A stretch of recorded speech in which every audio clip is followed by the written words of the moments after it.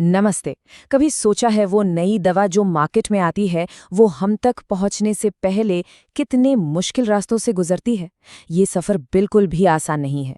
तो चलिए आज क्लिनिकल रिसर्च की दुनिया में चलते हैं और उन अहम किरदारों को जानते हैं जिनकी वजह से ये पूरी प्रक्रिया न सिर्फ मुमकिन होती है बल्कि सेफ और भरोसेमंद भी बनती है। अच्छा, तो क्लिनिकल ट्रायल को ना कोई सीधी साधी लाइन मत समझिए। इसे एक बहुत ही कॉम्प्लेक्स मशीन की तरह सोचिए। एक ऐसी मशीन जिसका हर एक पुर्जा, हर एक गियर एक दूसरे के साथ एकदम परफेक्ट तालमेल में काम करता है। और क्यों? ताकि मरीजों की सेफ्टी और साइंस की क्रेडिबिलिटी दोनों बनी रहें। ये पूरा सिस्टम असल में चेक्स और बैलेंसेस की एक बहुत ही मजबूत प्रणाली है। तो चलिए अब इस मशीन के हर पुर्जे पर जरा गौर करते हैं। आज हम इन 5 की प्लेयर्स को गहराई से समझेंगे। Sponsor, CRO, investigator, IRB by IEC और रेगुलेटरी अथॉरिटीज। और हाँ, ये भी देखेंगे कि ये सब मिलकर एक मजबूत इकोसिस्टम बनाते कैसे हैं। तो सबसे पहले बात करते हैं स्पॉन्सर की। सोचिए, अगर क्लिनिकल ट्रायल एक इमारत है तो स्पॉन्सर उसकी नींव है। मतलब सब कुछ यहीं से शुरू होता है और सबसे बड़ी बात, आखिरी जिम्मेदारी भी इन्हीं की होती है।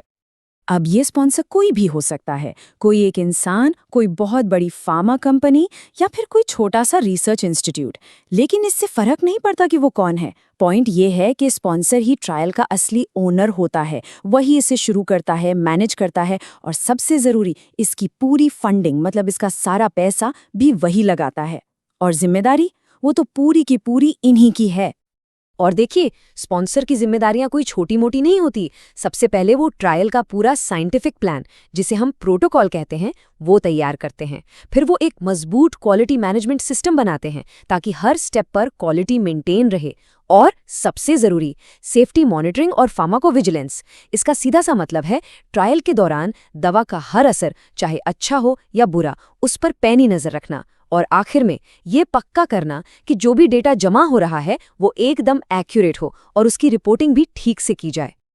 ठीक है, स्पॉन्सर की बात हो गई। अब आते हैं कॉन्ट्रैक्ट रिसर्च ऑर्गेनाइजेशन यानी सीआरओ पर। देखिए, अगर स्पॉन्सर ट्रायल का आर्किटेक्ट है तो सीआरओ को आप वो एक्सपर्ट टीम समझ सकते हैं जो असल में उस बिल्डिंग को खड़ा करती है। तो सीआरओ है क्या? ये एक ऐसी ऑर्गेनाइजेशन है जिसे स्पॉन्सर हायर करता है अपने कुछ खास काम करवाने के लिए। इनके पास ना वो स्पेशल नॉलेज और रिसोर्सेज होते हैं जिनकी मदद से मुश्किल ट्रायल्स भी एकदम एफिशिएंटली चल पाते हैं। और इससे होता क्या है, समय और पैसा दोनों बचते हैं। सीआरओ के काम बहुत सारे हैं। जैसे वो क्लिनिकल साइट्स पर जाकर चेक करते हैं कि सब कुछ प्रोटोकॉल के हिसाब से चल रहा है या नहीं। वो पूरे प्रोजेक्ट को और उसके भारी भरकम डेटा को मैनेज करते हैं। कई बार तो गवर्नमेंट अप्रूवल के लिए जो डॉक्यूमेंट्स चाहिए होते हैं वो बनाने में भी हेल्प करते हैं। और हाँ, उनके पास मेडिकल राइटर्स और बायोस्टैटिस्टिशियंस की पूरी टीम होती है जो डेटा को एनालाइज करके साइंटिफिक रिपोर्ट्स तैयार करती हैं। और यहाँ एक बहुत बहुत ज़रूरी बात समझने वाली है। स्पॉन्सर अपना काम सीआरओ को दे सकता है लेकिन अपनी जिम्मेदारी नहीं। मतलब डेली के काम सीआरओ देख लेगा, ठीक है, पर अगर ट्रायल में जरा सी भी गड़बड़ हुई तो लीगली और एथिकली फाइनल जवाबदेही हमेशा और हमेशा सिर्फ स्पॉन्सर की ही होगी। ये बात गांठ बांधने वाली है।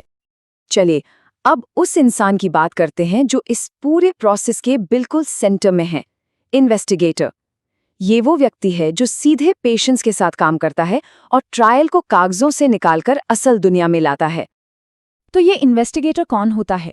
ज्यादातर ये एक क्वालिफाइड डॉक्टर या साइंटिस्ट होता है जो किसी एक रिसर्च साइट, मान लीजिए कोई हॉस्पिटल या क्लिनिक, पर ट्रायल चलाने के लिए जिम्मेदार है। इनका रोल डुअल होता है, एक तरफ मरीजों का ध्यान रखना और दूसरी तरफ भरोसेमंद डेटा जमा करना। इन्वेस्टिगेटर के लिए सबसे पहली और सबसे बड़ी जिम्मेदारी है मरीज की सेफ्टी और उसका भला। ये साइंस से भी ऊपर है। हमेशा वो हर पार्टिसिपेंट से इन्फॉर्म्ड कंसेंट लेते हैं। और ये सिर्फ एक सिग्नेचर नहीं है, बल्कि ये पक्का करने का एक पूरा प्रोसेस है कि मरीज सब कुछ समझकर ही ट्रायल में हिस्सा ले रहा है। इसके अलावा उन्हें प्रोटोकॉल को सख्ती से फॉलो करना होता है और बिल्कुल एक्यूरेट डेटा जमा करके उसे सोर्स डॉक्यूमेंट्स के साथ संभाल के रखना होता है।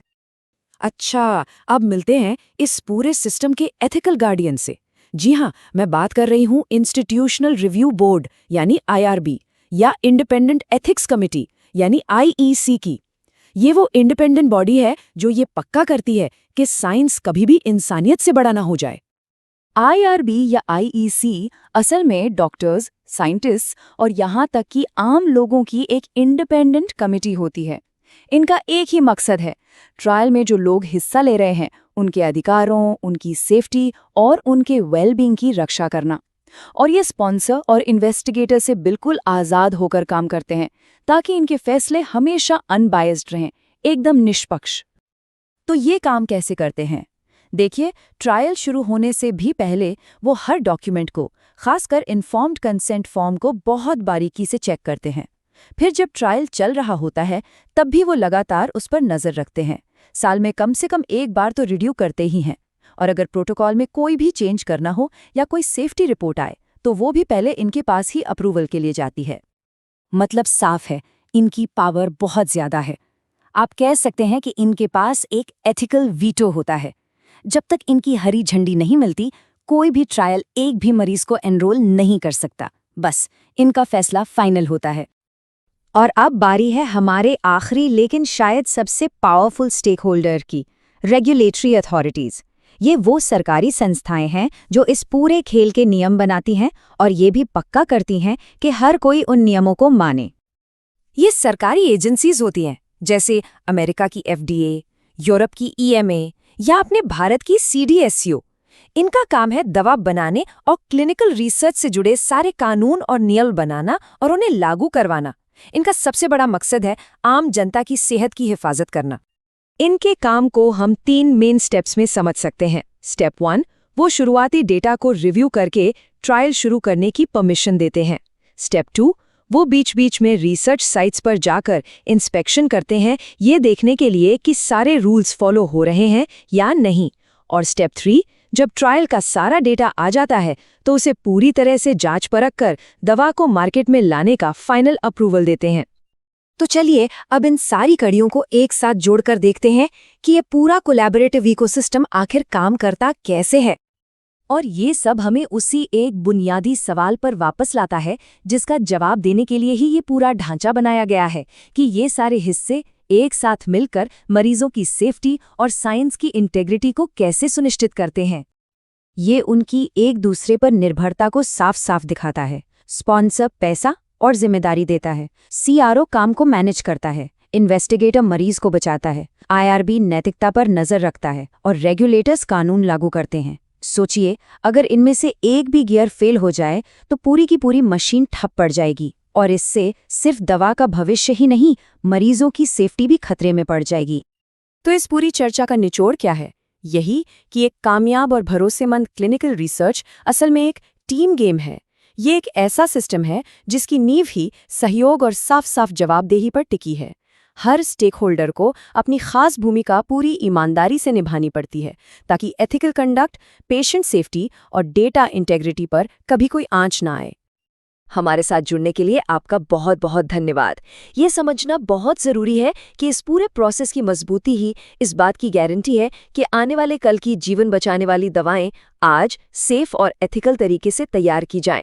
याद रखिए, आज की ये मेहनत हमारे कल के स्वस्थ भविष्य की नींव रखती है।